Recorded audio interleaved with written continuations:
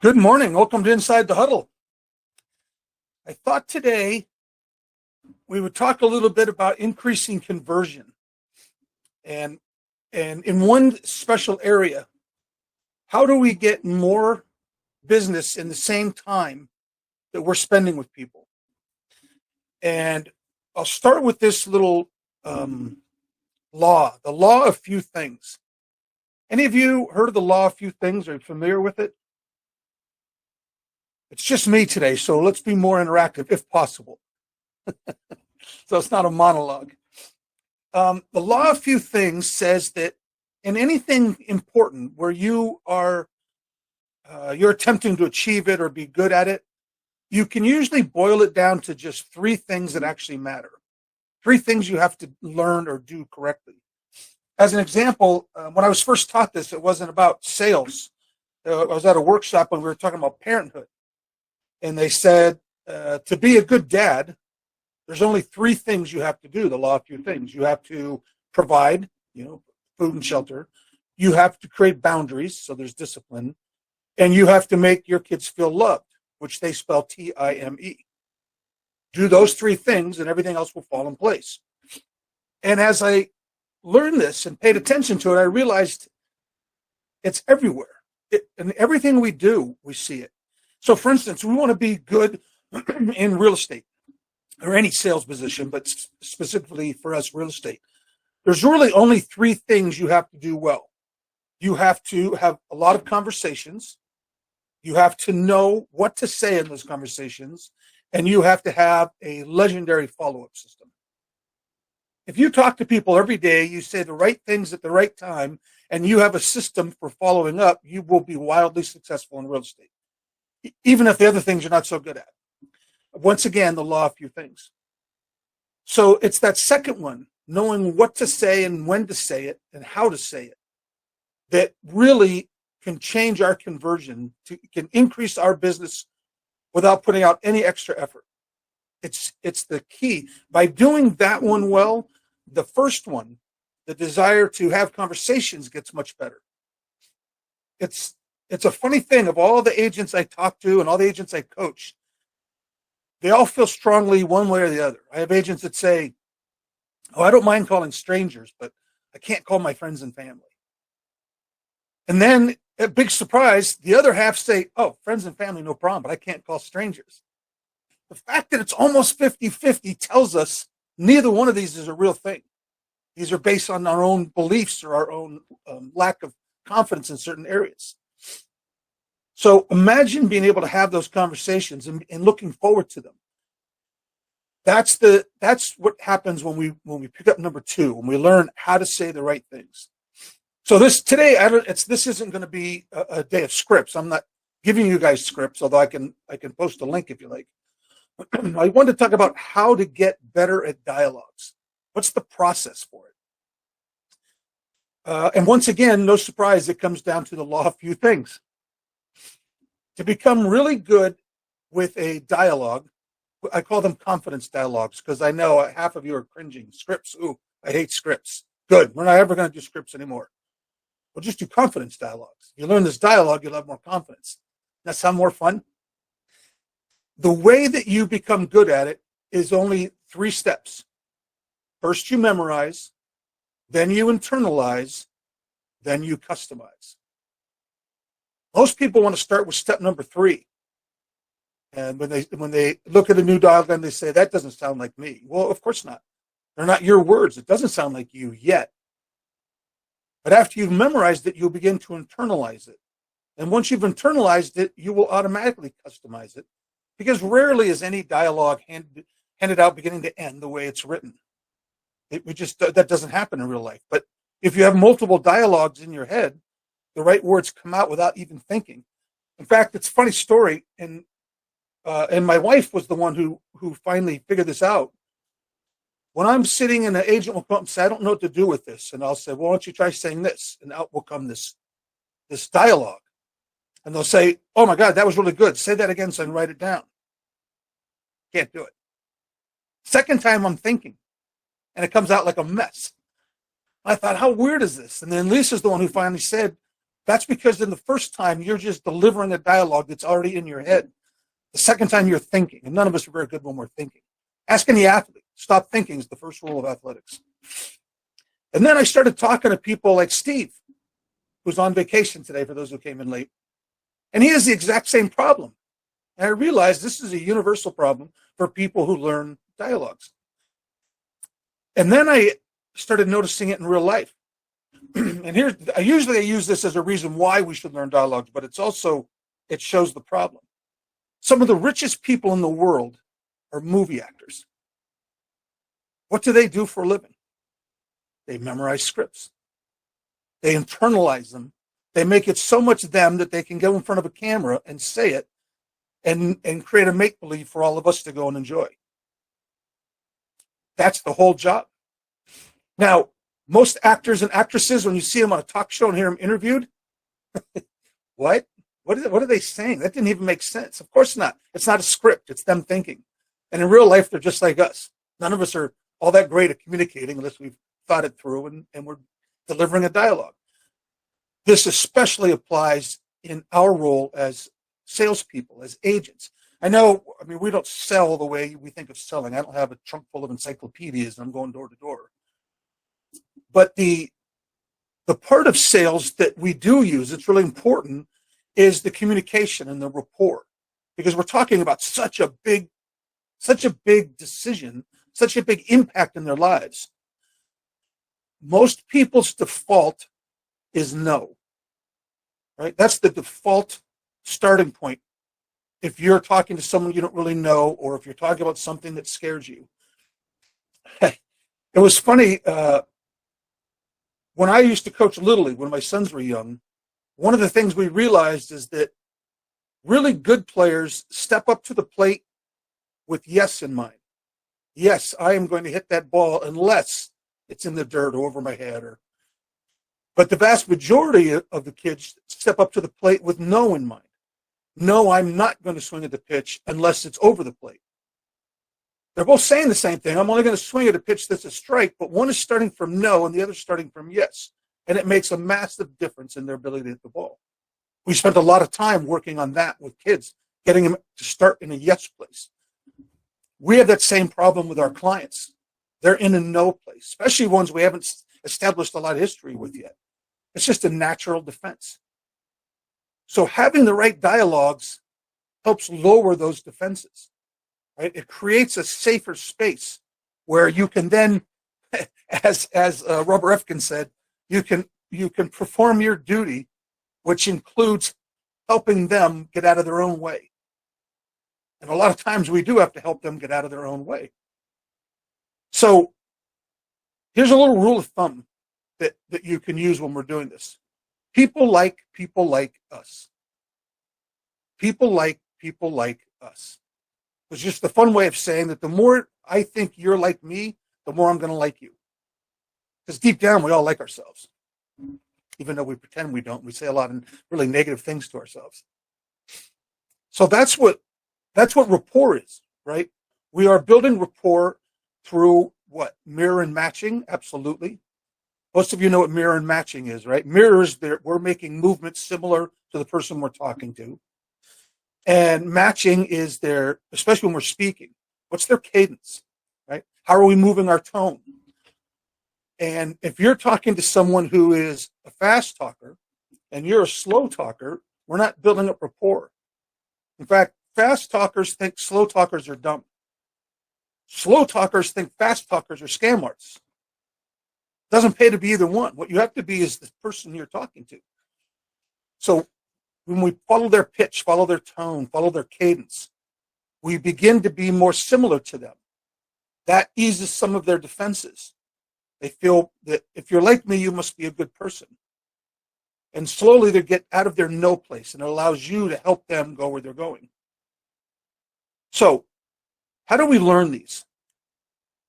By far the best way that I've found of all the different ways of doing dialogues is the 100X. The first thing you do is you take that dialogue, you go off by yourself somewhere, and you do it 100 times. You don't have to do it all at once. You could break it up over a few days, but do the dialogue 100 times. And the more you're doing it, the faster. Make sure you're saying it out loud and saying it faster and faster and faster. Why?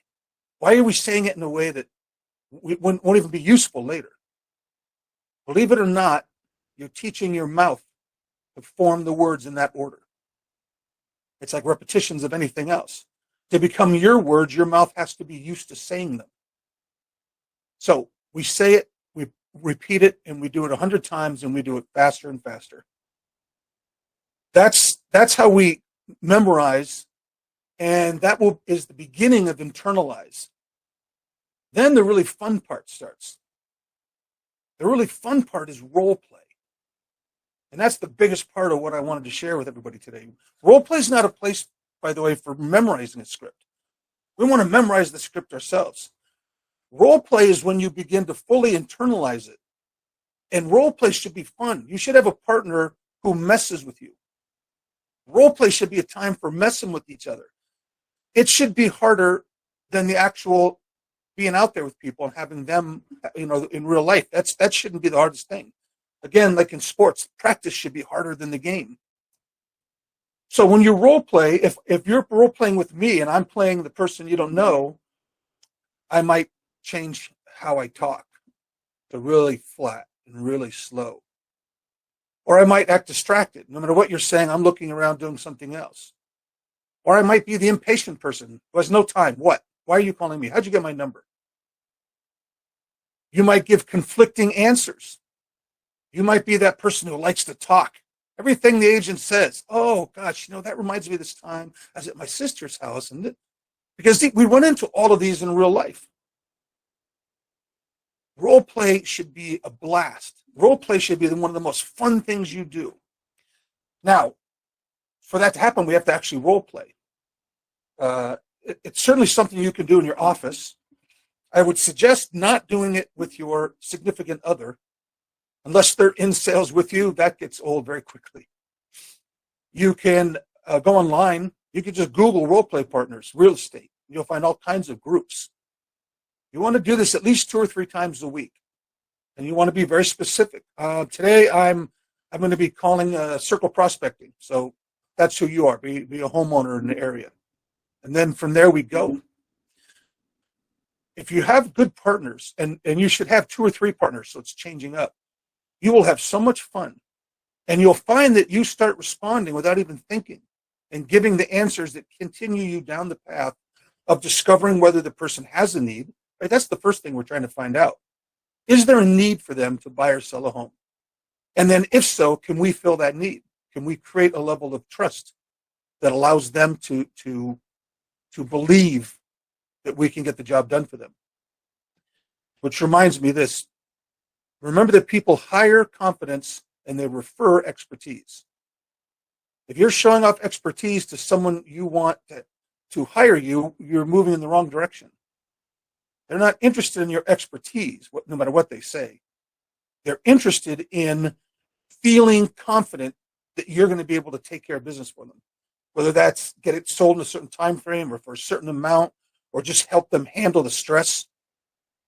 They want to feel confident. You want to instill confidence. On the other hand, when we want them to refer us, now they're going to refer expertise. Literally, they want to show off. You want to give them a reason to be able to show off. These are all dialogues that you can use, but I want you to understand the why behind them. I think it works so much better if you know why things are happening. So what are we doing with rapport? We're letting down their defenses, right? We're getting them out of the no place. One of the easiest ways to do this, and Ramon, a lot of you I think were on when we had him guest host a while back. He calls his sphere, and I was asking him, so what's the pitch? What's the script? And he said, nothing. I just asked them how they're doing. And I asked him, well, what's the underlying? What's your belief? Where are you going with this? What's the thought in your head? And he looked at it and he said, I'm just being a good human being. That's really all we need to do, right? When you're calling people that you follow the Ford. That's the old Ford acronym, the old school method. Stands for family, occupation. I just forgot one. Family, occupation, recreation and dreams. How's your family doing? How's it going at work? Any vacations? And where do they want to be sometime in the future? Those are all general ideas that you can talk about. And you only really have to do that once. Once you've opened up the conversation, when you call them again in a 3 months or how often it is, you're just going to pick up where you left off. We don't even have to introduce Ford again. We just keep going. I see that notes are coming up, so I better check those too. One of the best things that people learn to do with Ford, and it's not normally taught, and I don't know why, you're listening for pain points.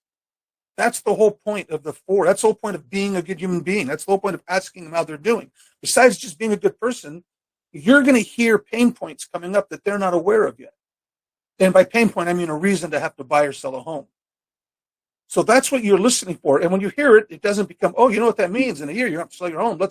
And all of a sudden, you just start breathing realtor all over them. Just make a note. This is coming. Let's prepare. We'll bring it up in another conversation. We're listening for those pain points. So Lisa asked, will you give us an example of one of your favorite, most useful confidence dialogues? Yeah, of course. I'll give you guys two. One's an actual dialogue, and one is my favorite. You can use anytime, anywhere, almost 100% conversion. So the first one is adaptable to almost any time we're talking to people we haven't met, and let's call it circle prospecting. So you call them or you knock on the door and, hey, how you doing? I'm with such and such. Did you hear the good news about your neighbor? We just sold their home, $30,000 over ask, or in 1 week, or whatever the good news is. And so I want to say congratulations to you. That means your home went up in value. But it's kind of a good news, bad news thing. I mean, good news for you, but for me, I have 2 more buyers that wanted to buy that home. They can only pick one offer. So being a proactive agent, I'm out knocking on doors right now, asking if you know any of your neighbors. If any of your neighbors even talked about selling a home. They say no. No, fantastic. How about you? Have you put any thought into selling your home in the near future? No. Here's what's going on, by the way. Every time you ask a broad-based question, you're going to get a narrow no. It's almost always true. But that's all right, because what we're doing is setting the stage for this next question. This is the one that matters, and this is the one, in any dialogue, there's usually one part where you don't change it. Changing the words changes the whole emphasis and where you're taking them. So any neighbors? No. How about you? You put any thought into it? No. No, I understand that. Let me ask you this. Can you imagine a circumstance that might cause you to want to sell your home, a certain price maybe, or a dream home becoming available? That line, front to back to front, always repeated.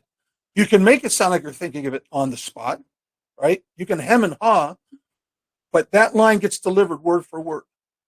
You'll be amazed how many people go from no to, well, sure, if I could sell it for XYZ, or if I could move to the mountains or the beach, or they'll almost half literally will give you an answer to that, which is a great place now that you can go start exploring.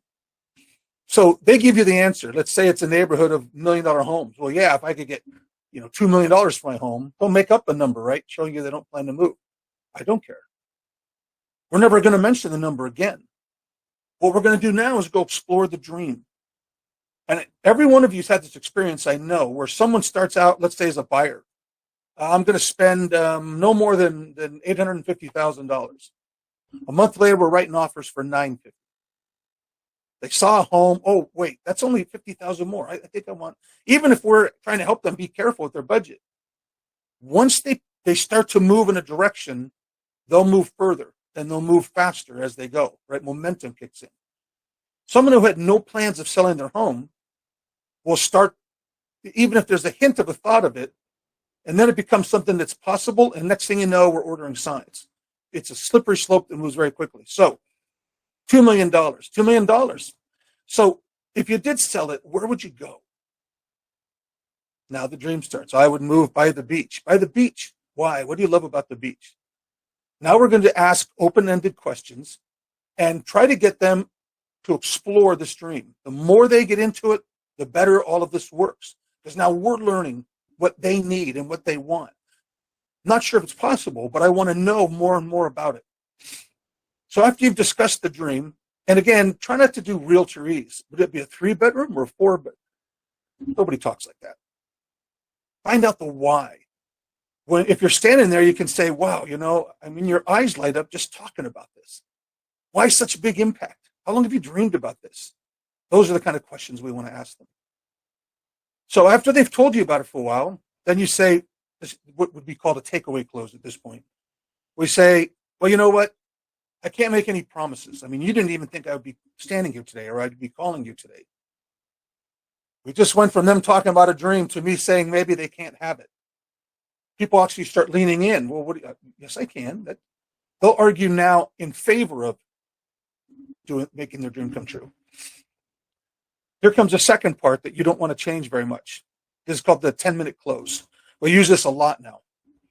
I don't know. I don't even know if that's possible. You didn't expect me here today.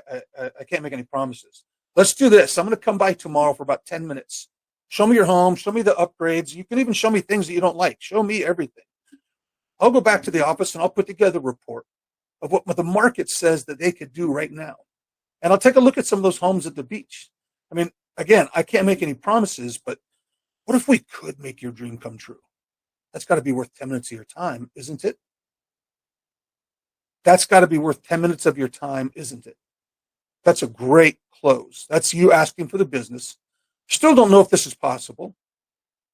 They don't know and we don't know, but we want to find out. And when you ask it that way, it's very hard for people to say, no, my dreams aren't worth 10 minutes. You're kind of being a jerk if you say that. So we're putting them in a position where they're going to get out of their own way now and let us help them. The keys in that are that we're saying we're going to come by for 10 minutes. And you're saying, I'm going to go back to the office. You've twice told them, I'm not going to sit here for an hour and a half and try to, have you sign a listing agreement or sell you life insurance or whatever they're afraid that we're going to do. I'll stop by for 10 minutes, take a look around, then go back to my office and put together a report. That's much more palatable to most people. Now, what happens when we put this together? And it turns out that we could sell their home, maybe only for 1-2. But the homes they're talking about, we can find one also. We can make this work. That $2 million will be gone now. That $2 million price that they were thinking that they just threw out to be funny doesn't matter anymore. The only thing that matters now is that we can make this dream happen, if we can. But that's where our conversion is going to come from. Saying the right thing at the right time opens them up to all the possibilities. It opens us up to the opportunity to help them. So that's a circle prospecting script that I can link later. I'll put in the comments when I post this. Here's my favorite script of all time. You guys, I would challenge every one of you guys to deliver this today. It's called the shortest script in the world. And it goes like this. Hi, do you own a home? That's the entire script. There's only 2 answers to that, right? Yes, I do. No, I don't. If they say, no, I don't, you say, would you like to? Then they're going to do what? They're going to say all the reasons they can't. I don't like my job. I don't have the money, a down payment, I understand that. Matter of fact, every single person I've ever helped buy their first home felt exactly like that. To tell you the truth, that's exactly how I felt before I bought my first home. But what if we could get you into a home? What if we got it so that you were no longer paying someone else's mortgage? You were creating equity in your own home and getting the tax write-offs. Wouldn't that be a great thing in your life? Yeah. Great. I'm going to have my lender call you. What's a good number for that? All you're doing is selling the lender appointment, because your lender, if it's a good lender, can either show them how they can do it or help them develop a plan so they can do it in 6 months or a year. And the whole time the lender's selling you. The other answer is, yes, I own a home. Great. Would you like to own another one? Oh, I can't own another one. Why would I do that? I can't afford it. You're going to get the same kind of response again. And you're going to respond basically the same way. I understand that. That's how a lot of people felt before I helped them get their first investment property. But what if we could do it? What if we could set it up so that your retirement was being taken care of and funded by somebody else? Wouldn't that be worth 10 minutes of your time? Well, yeah, great. I'm going to have my lender call you. What's a good number for that? I challenge when I'm with people that I'm coaching. I'll challenge them when we're out to lunch, out to dinner, at the coffee shop, any place we are. Okay, shortest script in the world. Here comes the waiter. Go. It's almost 100% conversion. 100%. I don't know. I can think of twice it didn't work out of hundreds of times we've done it, where we got a phone number. Now, can you help them all? No, of course not. But we don't know until we get in and find out, until we ask. If you did that conversation all the time, every time you meet a stranger, as soon as you have a little bit of rapport, and it doesn't have to be awkward. So, by the way, I'm in real estate. I always have to ask this question. Do you own a home? Just make it earnest. Make it you. Make it honest. And you'll be surprised. People will begin to open up. Okay, so where was I going to go with that? Oh, we'll wrap this up with a couple things, a couple ways to also practice your skill set here, right? And this is our one true skill set. Dialogues. This is your free throws if you're a basketball player. This is the one thing you can go practice by yourself. You don't need any help. You don't need anybody. And you're just going to get better and better, and you help your team win more and more games because you score more and more free points. That's what the dialogues are. This is your primary skill set. Oftentimes what we're doing in any of these, and what we have to do to make ourselves more comfortable, is we have to deliver value, right? We have to understand the value. That's the confidence that comes behind these. Believe it or not, there are ways to practice that. There's 3 games that I would suggest you play in the office, whatever office you're in. The first game is, would you buy it if? Just walk up to another agent in the office with a folder, a pen, a coffee mug, it doesn't matter, and ask them, would you buy this if it was $10? Well, no, it's a coffee mug. Well, would you buy it for $10 if there were coffee in it? What if there was coffee with cream? What if it was Irish coffee? You're searching for value for that person's hot point to help them buy the mug. Would you buy it if? Another one is, most of you guys have seen it, became famous in a movie, but sell me this pen. Sell me anything. Hand somebody something and say, sell this to me. The game is about developing a situation, a story, a value, at which point that pen is well worth $100, even though it's a $2 pen. Would you buy this pen for $100? You start talking about how they use a pen.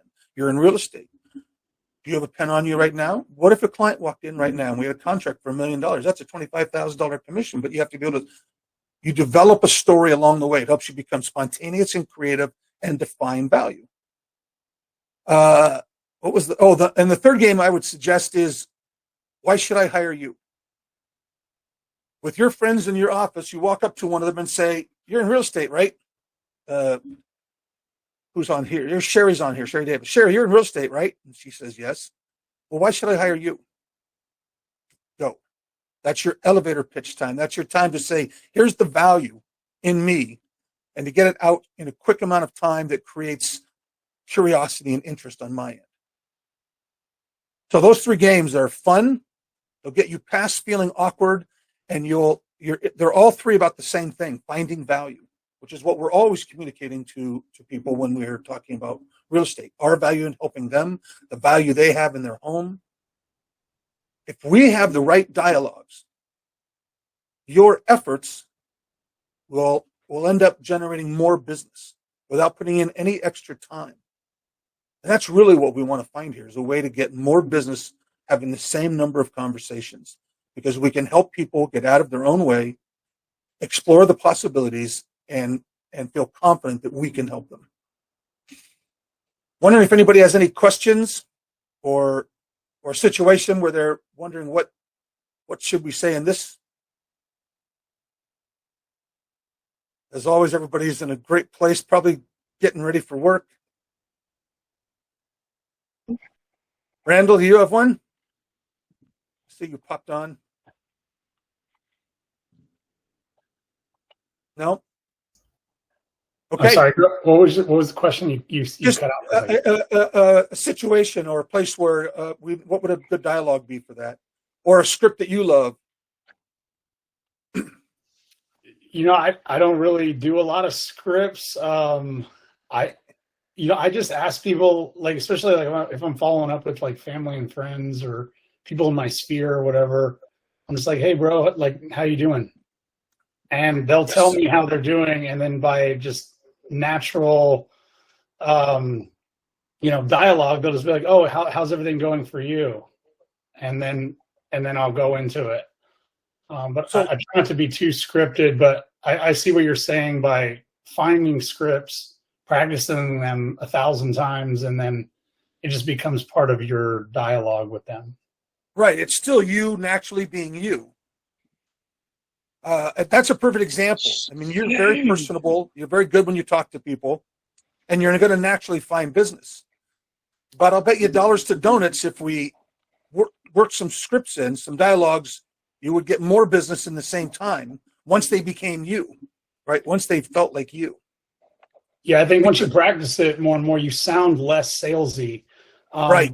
Which was the thing that turned me off about this business before I even started. I met a guy at a networking event, and he was a broker. And he asked me if I ever thought about doing real estate, and I was like, "Nah, dude. Like, I'm not a salesy, gimmicky dude. Like, it's not gonna work." And he's like, "That's exactly why you'd be good at it." And yeah, good point. With me. Well, I think that's common for everybody here. Nobody wants to sound salesy.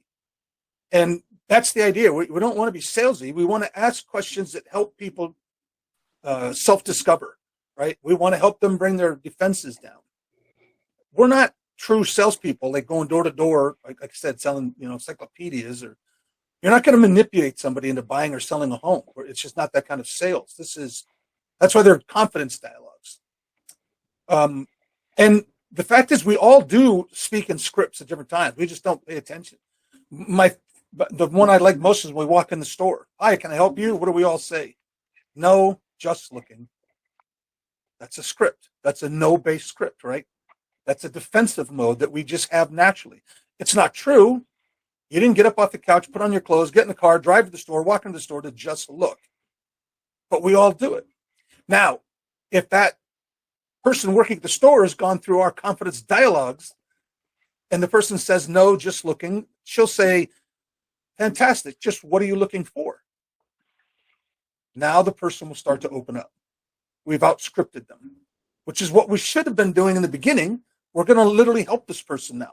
We're going to be of more help than we were when they were in their no place.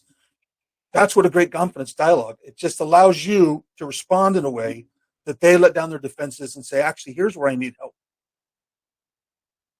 Okay, we're over. Thank you, Sherry. Are you? Sean, I just wanted to say about the elevator pitch. I don't really have an elevator pitch per se, but if somebody does ask me what I do, sorry, I'm not walking right now. I just enter a story that I happen to be going through at that time, like who I'm helping, and then kind of finish it off with, I'm a realtor. Tell them that you're helping it. Well, I'm glad you asked. I'm helping, this sweet little family, and they just had a baby, and we got them into a beautiful home with a nice backyard and a swing set, and that's what I do. I'm a real estate agent. I love it. You're putting it in story form of what you actually kind do. Of story form, right? Right. That's awesome. So that's my 2 cents. I love it. Well, when Steve comes back, maybe we'll see about getting into a discussion of the elevator pitch, because it's old school, but oh so important. Not just for delivering to other people, but for you. Like what Sherry just said is she's now learned to convey the actual things she does as a way of conveying what she does, who she's helping. That means first she had to understand that she is helping people and that she provides a heck of a value. That's what the elevator pitch does for us. It gets us clear on what we do and who we are and how we are a valued people. So I'll see if Steve goes for doing one of those. Okay, that's it, guys. Thank you for being here. I just love that you all show up. Hope you have a fantastic week. If you need anything, reach out to us. We're here.